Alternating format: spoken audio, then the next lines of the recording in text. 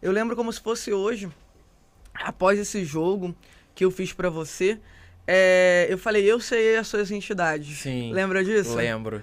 Né? E eu falei assim, tá aqui anotado, tá tudo certo, mas eu falei, não vou te contar. Uhum. Eu quero que você sonhe com elas, você vai fazer Sim. uma aproximação. Como é que foi pra você esse momento? Cara, a aproximação, ela é um processo que eu acho, assim, fundamental, sabe? Eu acho que todo mundo deveria fazer isso. Porque é você ir pra tomar o banho de ervas, ir pra encruzilhada, acender a vela, chamar. E comigo, pelo menos nesse momento, eu sonhei muito, né? E eu lembro que... E lá em casa a gente tem essa tradição, né? Antes da gente falar com a Trindade da Quimbanda, com o nosso rei e nossa rainha, a gente sempre saúda os nossos próprios ancestrais não bruxos, né? A raiz da nossa figueira. E aí eu lembro de sonhar, assim, de estar num espaço com um monte de gente, com rostos familiares, puxando um grande trono de madeira, assim, como se ele tivesse que ir lá pro fundo do salão, mas ele ainda estava entrando. Beleza. Aí depois eu sonhava que eu tava no quintal da minha avó e tinha uma árvore gigantesca com várias pessoas enforcadas e uma neblina vermelha em volta. E na minha família o pessoal gosta de se enforcar. Tem um negócio aí, um negócio esquisito. Uns parentes têm umas ideias meio erradas. E aí, nervoso. E aí a gente se inicia, inclusive, para quebrar maldição de família, não é mesmo? E então eu fui tendo esses sonhos, fui tendo essas aproximações. E aí comecei a sonhar com outras coisas, né? Eu lembro, o mais marcante deles foi eu sonhar que eu tava numa grande casa em que tinham vários altares ciganos, enfeitados com rosas e cravos vermelhos, assim. E aí eu ia pra sala, e aí na sala tinham várias mulheres de uma aparência realmente, assim, romane, né? De aparência cigana. E menos uma delas. Uma delas era uma moça de cabelo preto, assim, bem pálido e tal. E tinha um homem sentado numa cadeira de rodas. E ele parecia ter algum tipo de problema genético, que ele não conseguia, sabe? Ele tinha as pernas atrofiadas, não sei o quê. Eu ia falar com ele e ele falava assim, ajoelha pra falar com Satanás. E eu, tá bom, dá licença. E aí eu fui. E aí depois que eu falava com ele, eu ia falar com essa outra menina e ela saía correndo e entrava num bloco de carnaval, assim. E eu ia correndo atrás dela nesse bloco de carnaval. Aí eu contei pra Ingrid, ela, então... Chegou a hora. Chegou a hora. Você é filho de Maria Navalha, com Exu cigano. E tem uns outros aí, entendeu? Pode falar, né? Pode. E falou assim, você também tem aí como seus Exus de trabalho, você tem um Exu corcunda, né? E tem um Exu cobra. Esse é mais tímido, esse é mais discreto. Ele não aparece muito, não. Falou, mas essa aí é a sua corte.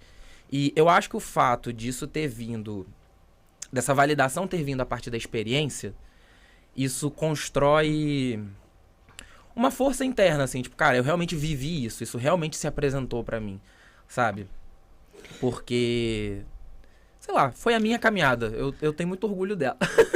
Não, eu acho foda também, porque, sinceramente, quando você passa por um processo assim, que faz com que você... Cara, você sonhou com a sua corte de espíritos, basicamente, entendeu? E isso não é exclusividade só sua, entendeu? Claro. Pode ser de qualquer pessoa que se botar à prova e fizer o chamado da encruzilhada, né? Com disciplina, que é raro hoje em dia, né? Então, assim, se a pessoa fizer, ela consegue ver, ela consegue ter essa resposta. Eu acho que isso é dar liberdade pro seu adepto, pro seu filho, como quiser chamar. Porque desde o momento onde você se tira do foco e você coloca essa pessoa no foco com a sua própria espiritualidade, esse adepto ou filho, enfim, ele para de te olhar como a referência da caminhada espiritual, assim, no sentido, tipo, olha, foi ela que me deu os meus Exus, para, tipo assim, ela me ajuda com os meus Exus, mas a minha relação com os meus Exus é minha. Sim. Né? Porque muita gente, assim, que às vezes a gente, como sacerdote, e imagino que na sua mesa também, venham várias pessoas, vem falando, tipo, eu era da Umbanda, mas parei de ser da Umbanda porque eu briguei com o Pai de Santo. Eu era da Quimbanda, mas parei de ser da Quimbanda porque eu briguei com o Pai de Santo. Se a espiritualidade dessa pessoa tivesse centrada nessa comunhão da ancestralidade com ela... Sim. Né, e não tivesse sido atravessada por outra pessoa, eu acho que seria mais difícil que essa fé fosse abalada de alguma maneira. Faz sentido? Faz bastante sentido, sim. Assim, eu já ouvi muito aquele papo que as pessoas falam, e eu sei que não é disso que se trata nesse teu comentário, que é o... Se a pessoa sai do terreiro, se a pessoa sai do templo por causa de pessoas, é porque ela nunca esteve ali por causa da espiritualidade. Eu acho isso um absurdo.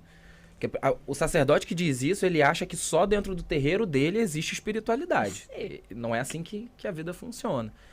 Mas a idolatria à liderança religiosa, ela é um perigo, né? E eu brinco, né? Que às vezes a gente olha, conversa com as pessoas, às vezes a gente nem quer saber, mas a pessoa vem querendo jogar e ela tem que falar da trajetória dela, então às vezes as notícias chegam. E aí eu fico assim, tem gente brigando pra ser o rei da merda, tem gente brigando pra ser a merda do rei, eu só quero ser um camponês limpinho, tá ligado? É só isso, me deixa no meu canto, fazendo minhas paradas, entendeu? Curtindo meu rolê. Exatamente.